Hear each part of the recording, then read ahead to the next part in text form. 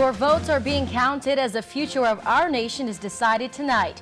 From the local races all the way up to Obama versus Romney, tonight we bring you the area's only local election coverage in HD here on the Late Edition.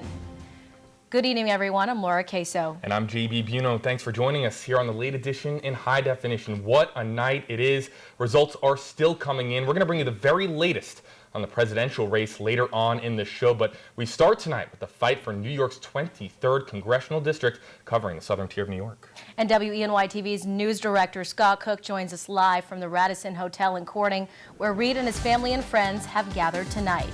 Scott.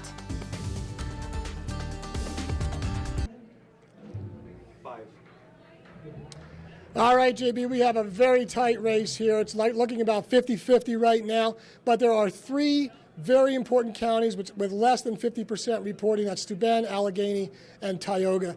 So it looks like Tom Reed's campaign manager just came out and told the crowd that it looks very good, but Tom Reed is not going to make an acceptance speech until all the numbers are in. That's why we're out here in the hallway, and I'm joined right now by the congressman.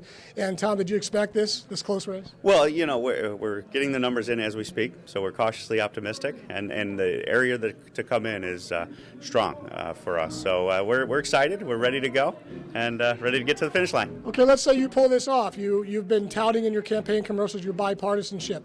Give me some examples of what you'll do to reach across the aisle in your next term. Well, we're going to continue to build on our record of having that reputation of reaching across the aisle. You know, we work with fellow people right here in Western New York, Kathy Hochul, Brian Higgins, and folks like that to really come together to advance the interests of this area, and we're going to keep doing that. Presidential race also very close right now. We don't know who's going to be the president. If there's a Republican president, a Republican Congress, a Republican House, maybe even a Republican Senate, you still going to keep to that bipartisanship? Absolutely. I mean, these problems that face America are significant, and it's going to take a united America to solve them so that these kids here, have a future in America that's great, and that's what we're going to work for.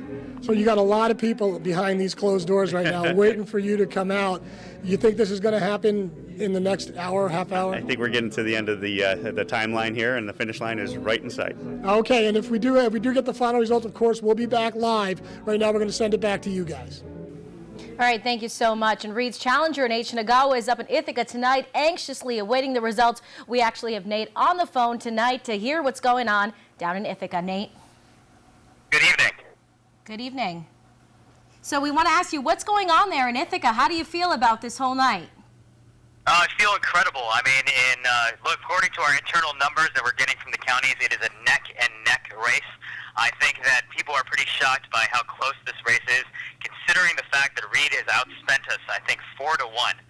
But this really shows the power of our grassroots effort, and I feel confident about tonight. We've got a lot of absentee votes out there, especially in Tompkins counties, too. So if it's within a couple thousand votes, we'll have to probably wait and see what happens with those absentees in order to actually call this election.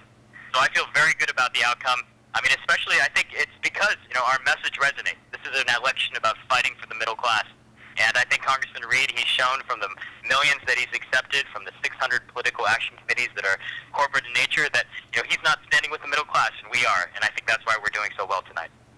Nate, it's JB Buno here on the Late Edition. How you doing? Just wanted to ask you how much it would mean regarding the fact that this is such a heavily Republican district. I mean, there were a lot of people who didn't think that you stood a chance in this race, and here you are. It's neck and neck. It's so close. How does that influence what's going on tonight? Well, I think that, you know, considering it's such a close race, I mean, whether we win or lose, this race has challenged the conventional wisdom here in the southern tier and Finger Lakes of New York.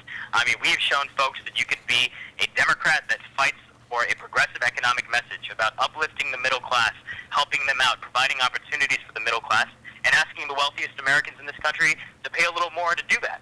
I think that message has resonated across the district in Wellsville and Olean and Jamestown, and I think that's why we're doing so well in this campaign so far. All right, and that's Democratic congressional candidate Nate Shinagawa. Nate, thank you so very, very much.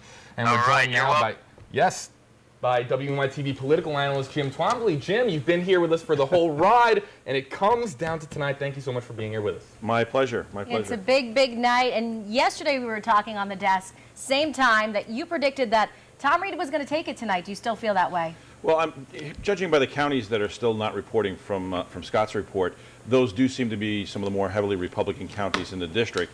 So I'd say there's probably an advantage here for Reed in what's left to be counted.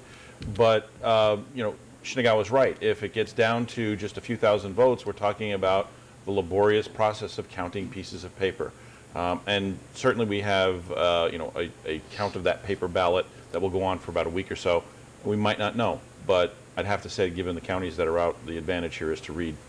What would it say about Shinagawa if he pulls this out? I mean, how big of an upset are we talking here locally? It would be huge. I mean, we never expected that Eric Massa would win against Randy Kuhl, and that was a shock.